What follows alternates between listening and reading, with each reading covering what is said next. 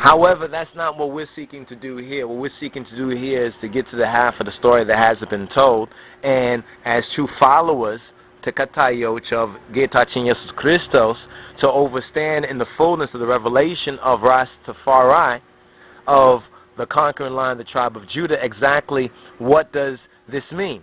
So we're going to reference right here, page 887 of Gerald Massey's Ancient Egypt, the Light of the World. So let's scroll to page 887, and it's in the part 2 of Ancient Egypt, Light of the World. So let's get to 887.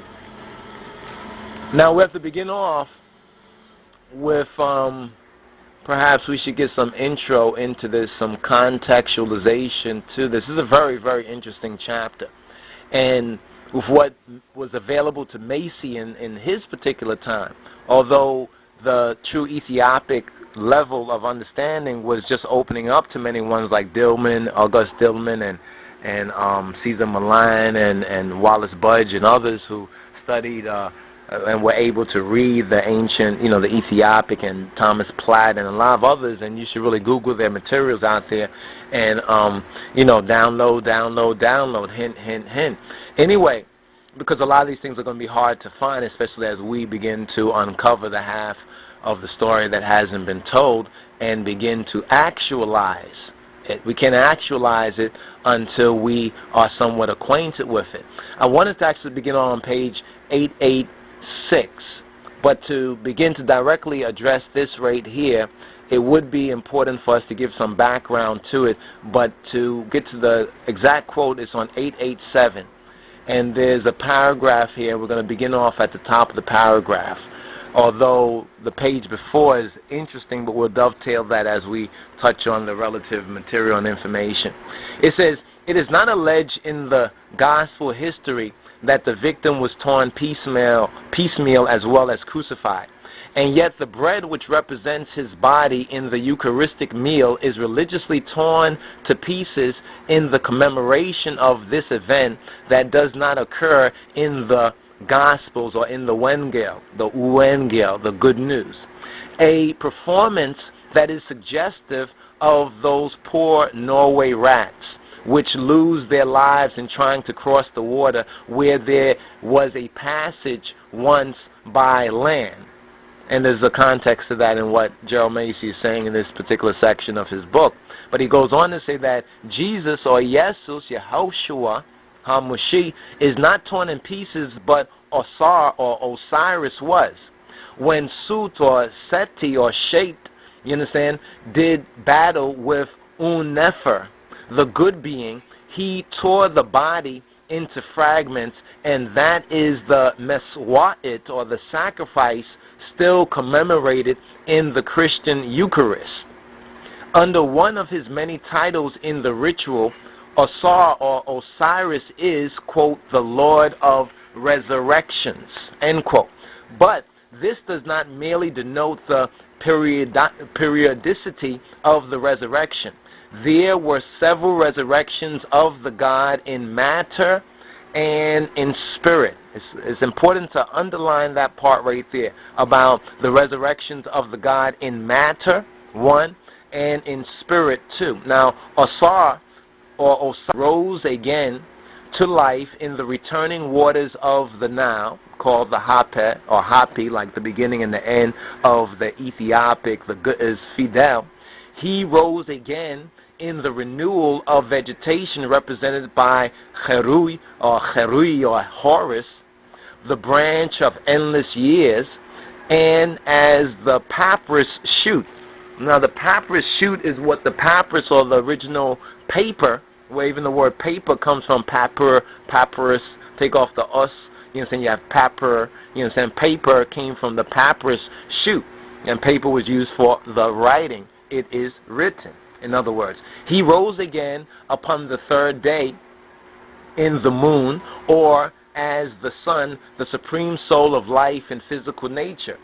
These were followed in the eschatology by the God who rose again from Amenta as Horus in spirit, as the Bennu Osiris, or as Re, falsely said as Ra, but actually Re, the Holy Spirit. Memphis Qdus Ruach HaKodesh, or Ruach HaKodesh. EOTC is likewise portrayed as the Lord, the Gieta, the Adonai of resurrections. He is said to have risen on the third day, also on the fourth day, after being 3 nights in the earth, also after 40 days when he ascended into heaven from the mount, and when he rose up from the dead with power to pass where doors were shut, and to impart the Memphis Qdus, the Ruach HaKodesh in John 20 and 19, to his followers, to Katayoj, the same as Herui or Horus in the ritual, and chapter 1 of the ritual will show you that. Now the first act of Herui or Horus in his resurrection is to free his right arm from the bandage of the mummy. The next is to cast aside the seamless swath in which the body had been wrapped for the mekaber, or the burial. Now, after so much of the mythos or muthos has been established in place of the, quote, his story, the false counterfeit Christianity or the whitewashed version, it will not be so very incredible if we suggest a mythical and recognizably Kamite origin for an episode in the Wengel according to Marcos, which has no record elsewhere. And this is where we now bring it full forward. When EOTC, Yehoshua, is arrested in the garden, the Genet, you understand, or enclosure of Gethesemane, preparatory to his death and resurrection, it is said that, quote, a certain young man followed him, having a linen cloth cast about him over his naked body, and they laid hold on him, but he left the linen cloth and fled naked, according to Qdus Marcos' Wengel, or Mark's Gospel, chapter 14, verse 51. Now, Gerald Massey shows us, he says that such a statement standing alone, purposeless and unexplained, is perfectly maniacal as history. Clearly, it is a fragment of something that is otherwise out of sight. It's a fragment of something else that is out of sight. The Greek word syndon represents the Egyptian shenti, a linen garment which is derived from shenna, a name for the flax from which the fine linen of the mummy was made. The shenti is a linen tunic. The mummy swath was also made from shenna, and this was the garment woven without a seam. Now it's interesting because in the Metzhaf Qdus, in the scriptures, we find that Christ wore or had a particular seamless garment, and it's for this particular seamless garment that we are told in the Gospels that they cast lots for this. In other words, they rolled the dice, in other words, for this seamless garment. Let's see if we could bring this up for y'all. Okay, here it goes right here in John 19:23.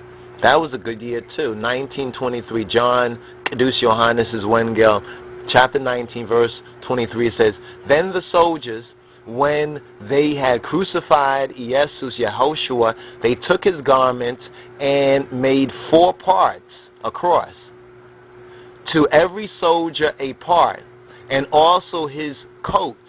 Now the coat was without seam, woven from the top throughout.